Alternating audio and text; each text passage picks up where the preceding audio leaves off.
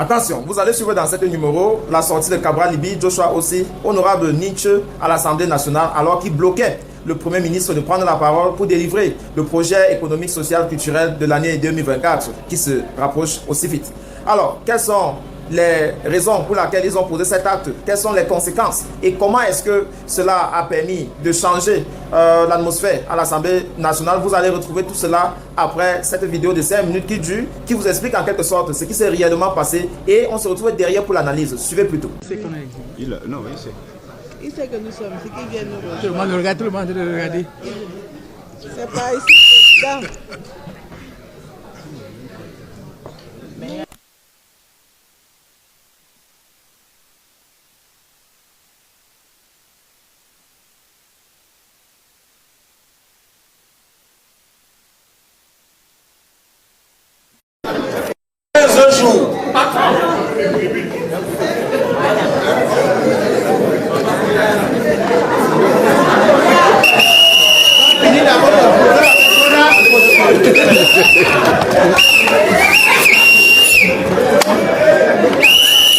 Ça, c'est déjà prévu.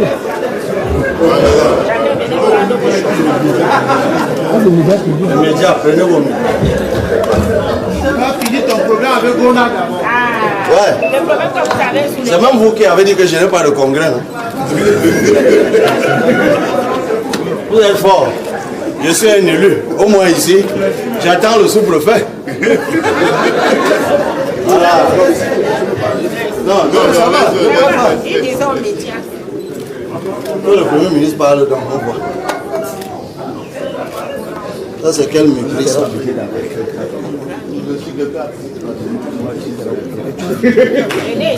Moi, je sais ce que la loi dit. Donc, le ban peut effectivement appeler les gendarmes. C'est lui qui est le maître de la police ici. C'est lui qui assure la police. Donc, il peut appeler les gendarmes.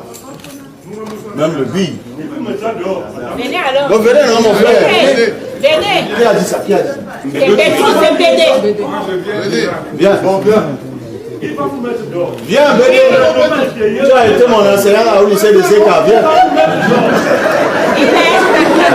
Venez. Il m'a enseigné au lycée de Zeka. Viens, Bédé. Il m'a enseigné. C'est pas ce que tu m'avais enseigné. Hein? Là, tu ne parles plus ici. Fais marron ma bouche. Je vais faire. Fais marron ma bouche, non?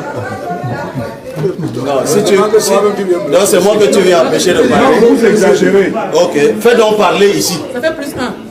Vous ne parlez plus. Ok, vous parlez On a alors. fini de parler. Vous êtes député comme nous. Il y a une violation de la loi. La démocratie. Non, la démocratie c'est la loi. Non, c'est pas le nombre, monsieur. La démocratie c'est la loi. Que dit la loi? La loi du nombre. Non, la loi a été votée ici. C'est 15 jours. Préjudiciel, posez-la. Et on passe au vote. On ne va pas voter. Nous sommes nombreux. On ne vote pas.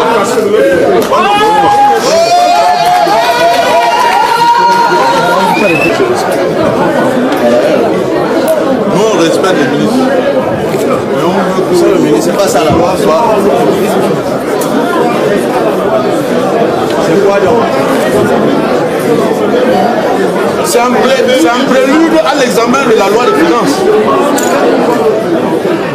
C'est un prélude à l'examen de la loi de finances. Si le Parlement dit non à l'exonération Monsieur le ministre, organisez une conférence gouvernementale pour présenter votre loi.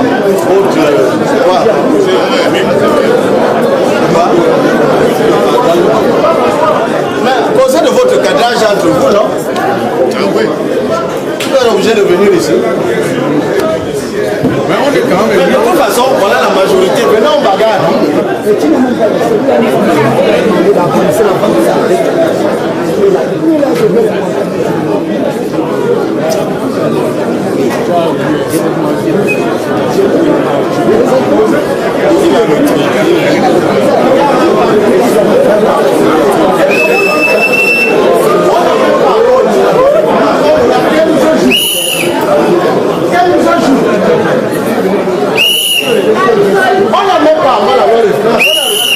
122 pages. Le 122 Il y a 15 000 pages. Vous avez une tablette. les tablettes sont... Les tablettes sont... Et on dit même que ça va passer sans aller à la commission.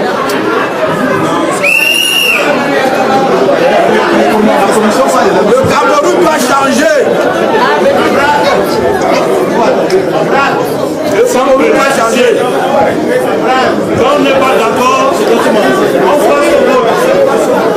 C'est pas ça. Quand on n'est pas d'accord, on passe au vote. Un vote. Vote pour violer la loi.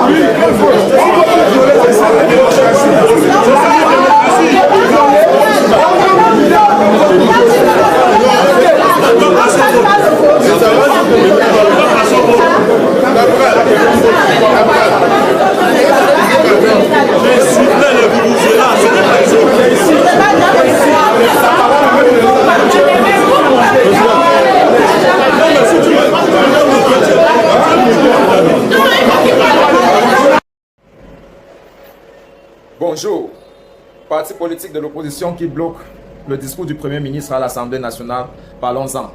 Cabral Libye, Joshua aussi, et les représentants d'autres formations de l'opposition à l'hémicycle ont encore fait parler d'eux récemment en bloquant systématiquement la parole au Premier ministre.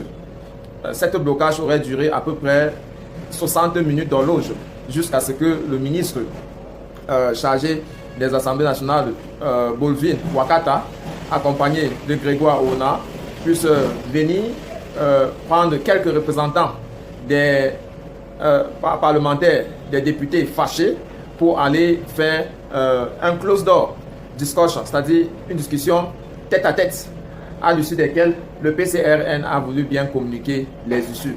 Donc le gouvernement s'engage de ne plus violer les dispositions de la loi qui prévoit que le texte budgétaire devrait venir 15 jours avant la session ordinaire, ce qui n'a pas été le cas, et ce qui pénalise les parlementaires à pouvoir étudier le document et faire des amendements qui pourront être considérés par la commission financière.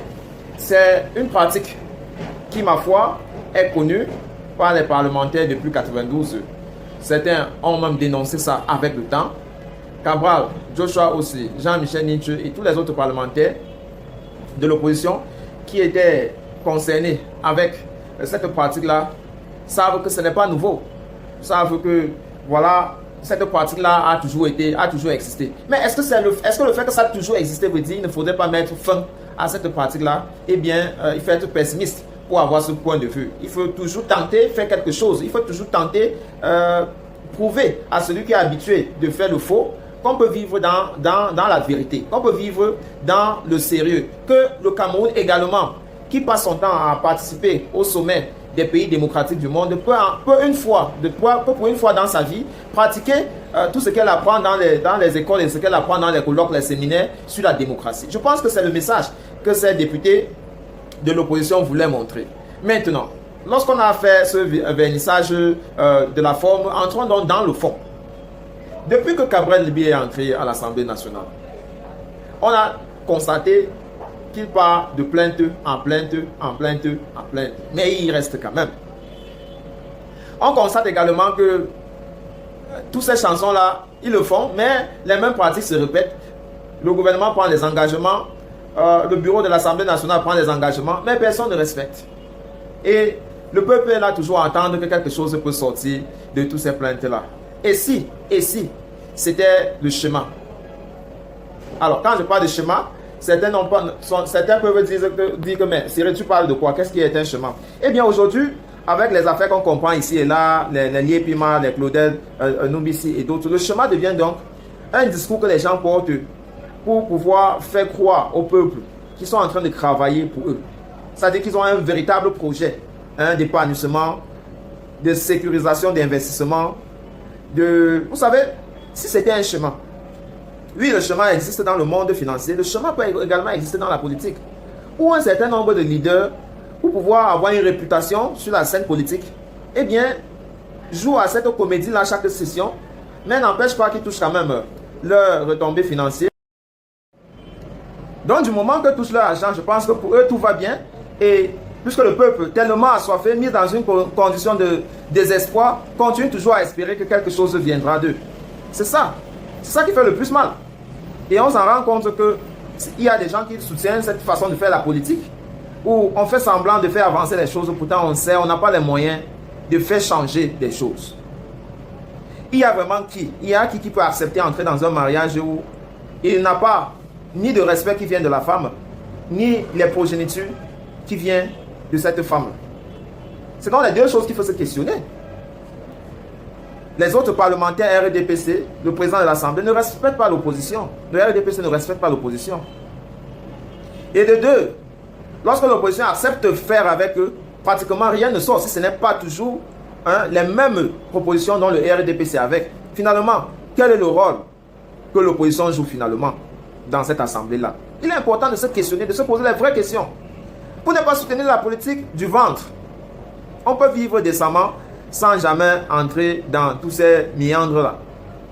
Regardez partout dans le monde, les opposants qui ont véritablement parlé d'eux, ce n'était pas parce qu'ils étaient à l'Assemblée nationale, non. Ce n'était pas forcément parce qu'ils étaient élus quelque part. La nature de leurs revendications était tellement solide que le peuple n'avait pas de choix que de se solidariser. Et même si le peuple camerounais aujourd'hui tellement assoiffé a abandonné la chose politique et que les quelques-uns qui s'y intéressent, eh bien pour la majorité, ne cherchent que leurs issues, il faudrait penser le Cameroun autrement. Il faudrait à un moment donné se dire, on peut faire la politique autrement. Autrement veut dire entrer dans des relations avec le pouvoir en place qui permet que le peuple puisse avoir un progrès dans son chemin vers le bonheur. Aujourd'hui, on ne sait plus comment on fait pour devenir un ministre, pour devenir un sous-préfet, pour devenir même un chef de quartier. Tout est devenu compliqué. Même pour avoir une carte nationale d'identité, on ne sait plus la formule. Parce que oui, il y a ce qui est écrit noir sur blanc sur les feuilles et il y a ce que tu vis sur le terrain. Cabral Libi, permettez que je lui cite régulièrement dans ce numéro. Eh bien, parce que c'est lui, il est dans cette logique de progressiste. C'est-à-dire, il faut faire avec. Beaucoup ont existé avant lui. Beaucoup existent. Qui ont accepté finalement d'être un parti régional. Et ça plaît au RDPC parce que pour eux, lorsqu'on a réussi à te pousser jusqu'à ce que tu te domiciles dans la région du président, fondateur de ce parti-là, eh bien, ça leur permet de jouer le même jeu avec d'autres. Mais du moment qu'on connaît son point faible, et son point faible, c'est quoi? C'est ce qui passe son temps à combattre. Si Boubou Nissak et Alain Foguet sont en prison aujourd'hui, c'est son point faible là-bas. Il n'a pas besoin des gens qui se comportent comme ça là, parce que ceux-là exposent ses manœuvres au grand peuple. Et la peur de tous les gouvernements qui veulent s'éterniser au pouvoir, c'est que le peuple prenne conscience. Parce qu'ils savent, ils ne peuvent jamais oublier que le vrai pouvoir appartient au peuple. Et voilà pourquoi ils font tout pour laisser le peuple dans la distraction. Vous devez identifier ces aspects-là, rester focalisé sur l'objectif. Tout n'est pas de chanter comme ton Ayoub, Ayoub, Paul Biya, Ayoub, Ayoub, non. L'éveil, c'est chaque jour. Quelqu'un peut être éveillé aujourd'hui et demain il succombe. Parce que c'est chaque jour que les défis viennent. Et donc, nous devons être préparés pour se dire à un moment donné, qu'est-ce qu'on fait comme un peuple? 2025 est à l'horizon. Il y a certaines de ces gesticulations-là qui ne visent que le renouvellement de leur poste en 2025. Mais c'est le peuple qui a le dernier mot. C'est au peuple de décider. Ne vous laissez pas. Ne laissez pas que les gens parlent à votre nom lorsqu'ils n'ont pas été mandatés. On a beaucoup parlé de la Léké cette semaine. Mais si vous faites un tour dans les localités de la Léké, vous posez la question à quelques individus. Est-ce qu'ils savent même que voilà ce qui est projeté sur les réseaux sociaux à leur nom? Eh bien, beaucoup vont vous dire vraiment à quoi est-ce que ça leur profite. Donc, il ne faudrait pas se laisser éberner dans la boisson, dans l'alcool, dormir dans les églises et revenir avoir espoir que le pays change. Non, ceux qui sont là n'ont pas intérêt que ça change de cette façon-là. Et ceux qui leur combattent dans l'opposition devraient vraiment à un moment donné se dire qu'est-ce qui est prioritaire. Quand on dit qu'on parle à toutes les élections qui arrivent, et beaucoup commencent à dire qu'est-ce qui a changé? Eh bien, ce qui a changé, c'est qu'il a dit qu'on va partir. Mais entre on va partir et on part, mesurez vous-même le gars. Pendant ce temps, qu'est-ce qu'on fait? On est en train de sensibiliser le peuple. On est en train d'éduquer les masses. Quand j'ai vu Bruno Bidjan sortir pour dire jeunesse et quand, réveille-toi, je me suis dit, ah, cette sensibilisation-là est en marche. nous devons éviter à notre tour de tribaliser le message. Parce que c'est tout le peuple camerounais qui souffre. Quand vous avez la chance de faire le tour du Cameroun, vous comprenez en réalité que les tribus n'existent que dans les propos pour manipuler ceux qui sont accrochés à l'information. Donc, ce que Cabral Liby et les autres formations et les autres parlementaires de l'opposition de l'Assemblée nationale ont fait, ils n'ont ni la capacité d'obliger le RDPC à ne plus refaire cette pratique-là, c'est-à-dire d'émettre les propositions de loi à la dernière minute et espérer que les amendements qui vont venir ne seront pas discutés à la commission financière. Cette opposition n'a pas les moyens de suivre ce dossier-là. Et deuxièmement, elle n'a pas le nombre pour pouvoir foisonner les activités, pour pouvoir crisper les activités de l'Assemblée nationale. Il faut donc rester pleurer. Eh bien, ils savaient au départ, en partant, et eux-mêmes ils savent que tout ce qu'ils font, ça va tourner au rond et on va continuer. Ça serait comme une lettre à la poste. Il faut revenir à la case de départ. Il faut revenir travailler avec ceux qui sont dans l'opposition fondamentale pour qu'on renaisse enfin notre pays. Les coalitions qui se dessinent entre Joshua aussi, Cabral Liby et bien d'autres, ce sont des coalitions toujours vers cette mangeoire-là. Il faut une coalition pour changer la loi électorale. Le dit, ce n'est pas être prétentieux, mais c'est de croire véritablement que nos aïeux, les Ounyobe, les NS Wanji, les Moumiens ne sont pas morts pour rien. Ce pays devrait connaître à un moment donné de son histoire la vraie indépendance.